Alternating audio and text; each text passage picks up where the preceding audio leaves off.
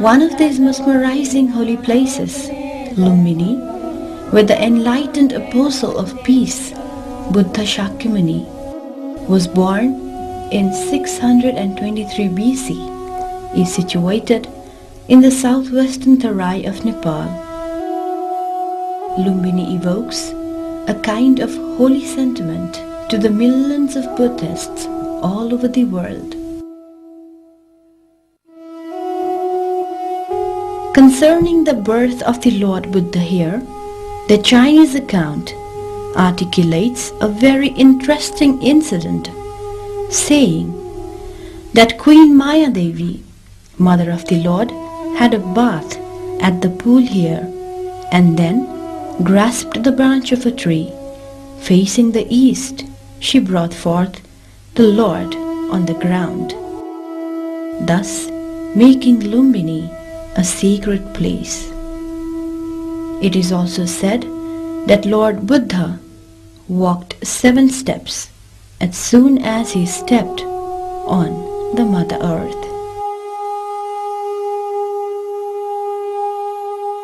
The central feature of Lumbini is the sacred garden that is spread over 1 square mile.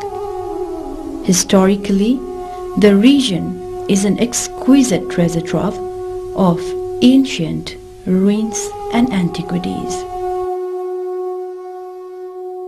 The site, described as a beautiful garden in Buddha's time, retains its legendary charm and beauty, embracing the Maya Devi temple inside it.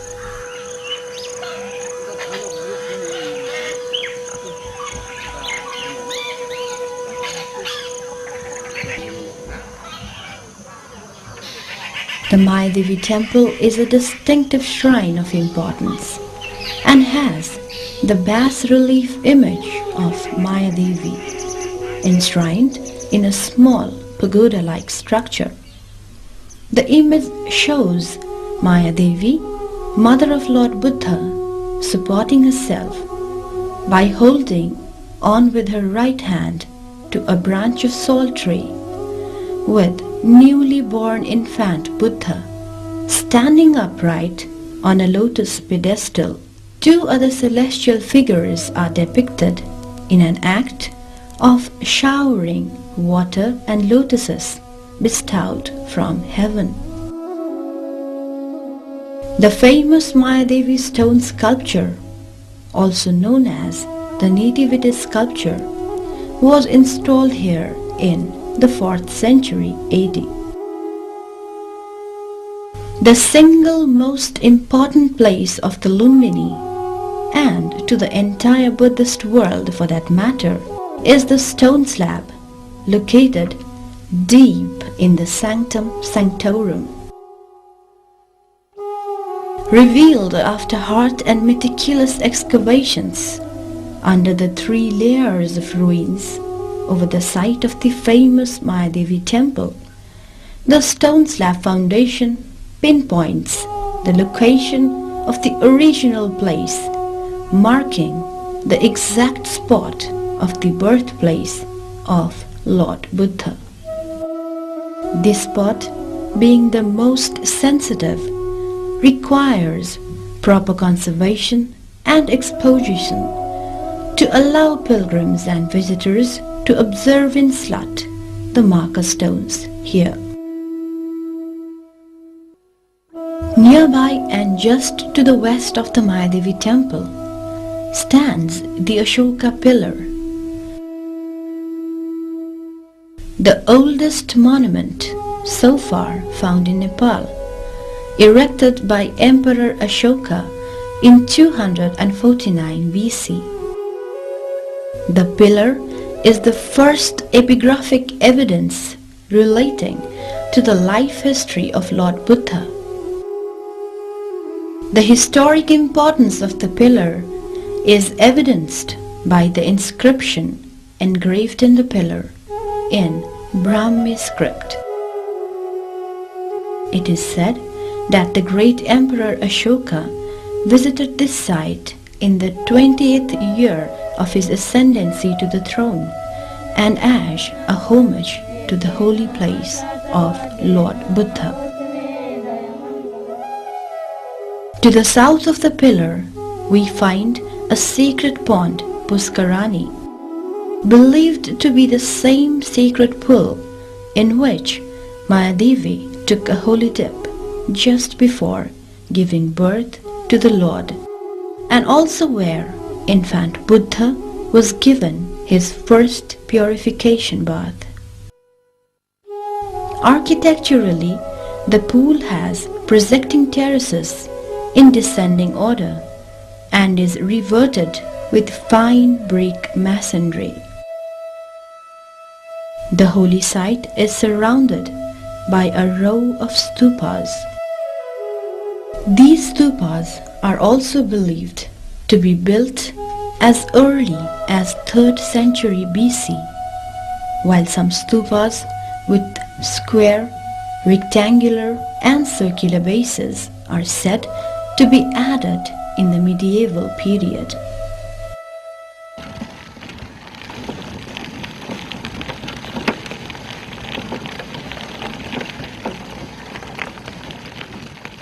A host of shrines, stupas, monasteries, meditation centers and courtyards built or being built in the international monastic zone here by various countries such as Japan, Korea, China, India, Thailand, Myanmar, Vietnam, Sri Lanka, France and Germany embodies the country's respective architecture and gives Lumbini an international feel with the message of universal friendship and brotherhood.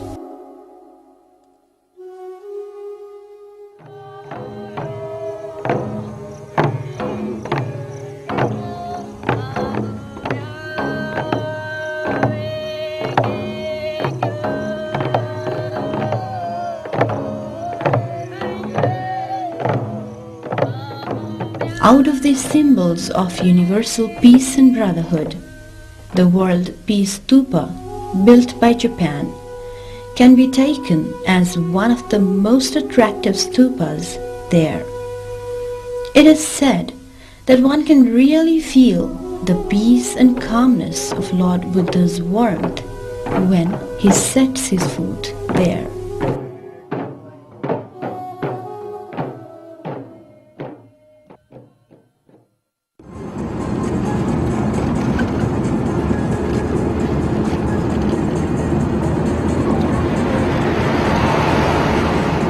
Lumbini rests on the foothills of Churia range and can be accessed by both air and land route.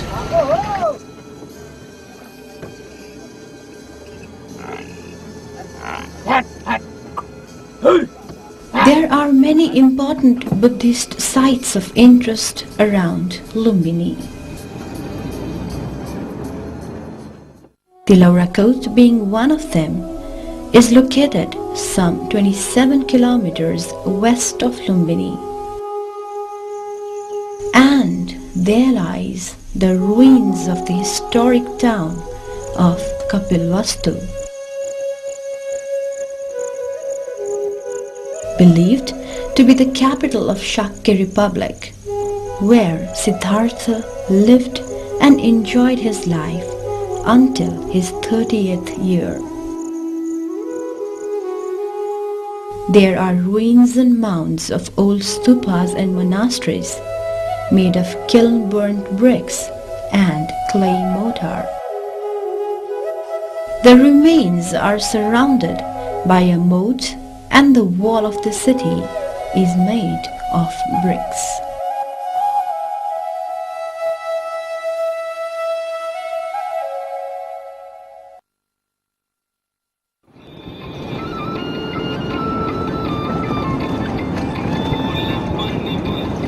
If we move about 9 kilometers northeast of Taulihava, we reach a large rectangular fortified area popularly known as Arorakot.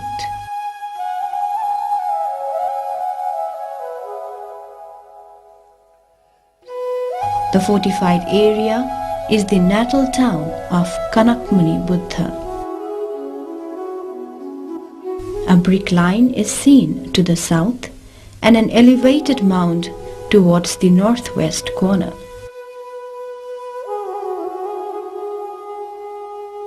Remains of the ancient moat and brick fortification around the coat still reflects its history there.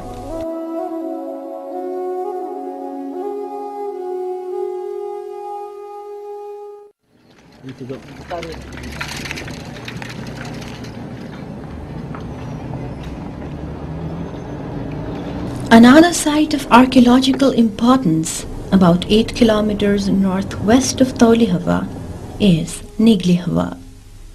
The site has a quadrangular pond, locally known as Nigli Sagar, surrounded by bushes.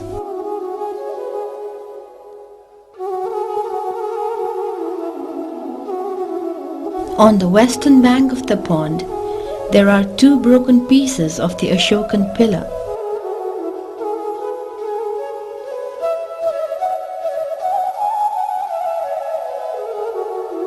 The pillar bears 2 peacocks on the top part and a Devanagari script inscription reading Om Mani Padme Hum. The site has been identified as the birthplace of Buddha Kanakmuni.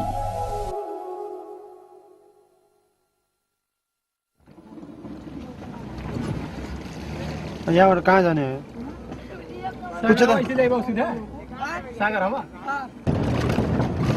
At about 12 kilometers north of Taulihava, we see a forest area called Sagarhava. In the midst of the forest, there is a huge rectangular pond, popularly known as Lumba Sagar.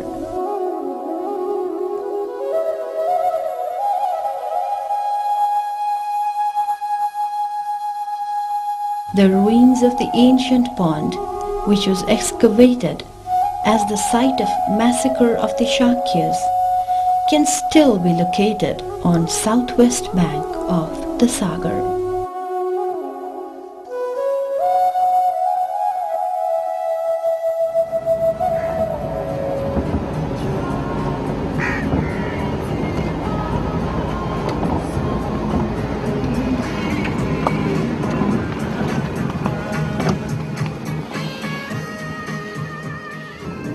Moving about 5 kilometers southwest of Taulihava, we reach a village called Gotihava.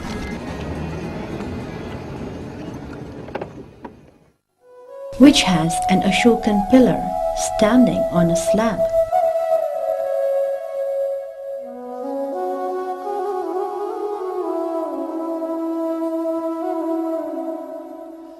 The upper portion of the pillar is lost, and only the lower portion, about 3.5 meter high, is still intact. This site is identified as the birthplace of the past Buddha, Krakuchanda.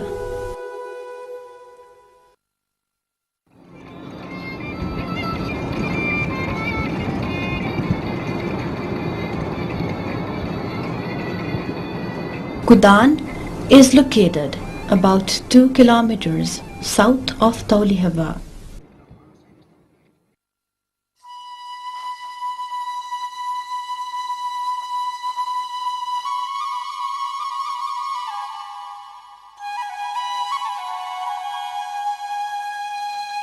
It gives the visitors one more area of interest, with a huge mound of structural ruins, with a duster of 4 buildings and a pond excavated in 1962.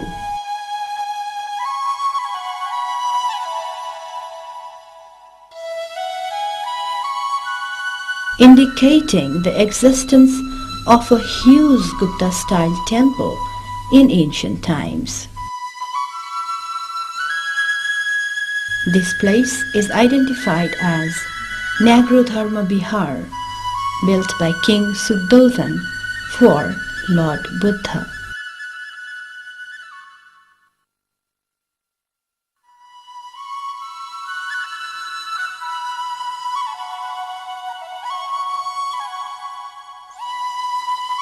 Besides these areas, we have Ramgram, the maternal state of Lord Buddha, situated in Navalparasi district and some 76 kilometers from Lumbini.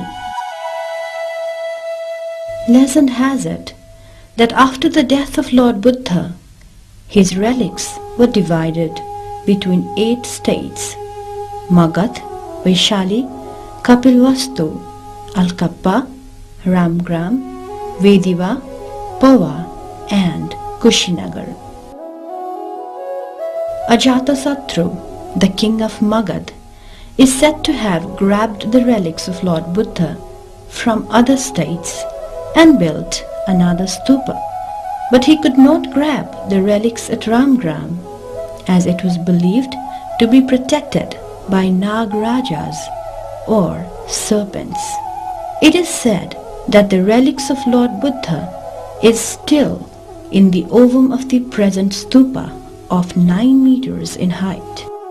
A research recently done by LDT and Department of Archaeology also proved that the different artifacts and antiquities are laid in the ovum of Ramgram stupa.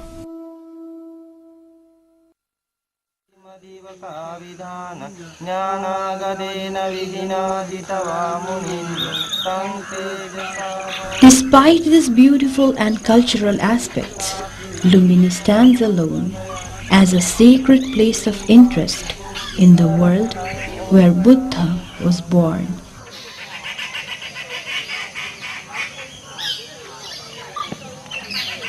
It is not the property and center of faith to Nepalese only.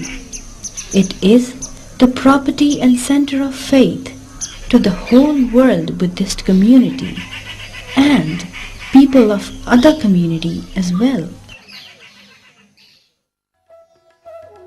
At this time of increasing globalization, the protection, conservation, interpretation and presentation of the heritage and cultural diversity of any particular place or region is an important challenge for people everywhere, and the need is to manage this heritage.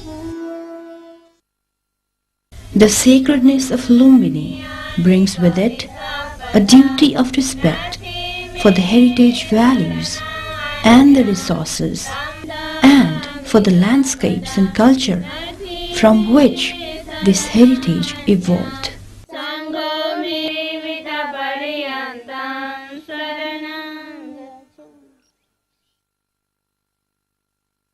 Lord Buddha himself said, Ananda, this Lumbini place is where the Tathagata was born. This is a place which should be visited and seen by a person of devotion, and which would cause awareness and apprehension of the nature of impermanence. At this place, Ananda, who are on a pilgrimage to this shrine, if they should die with devotion in their hearts during the course of pilgrimage, will, after the death and dissolution of the body, be reborn in a good destination, a fortunate celestial realm,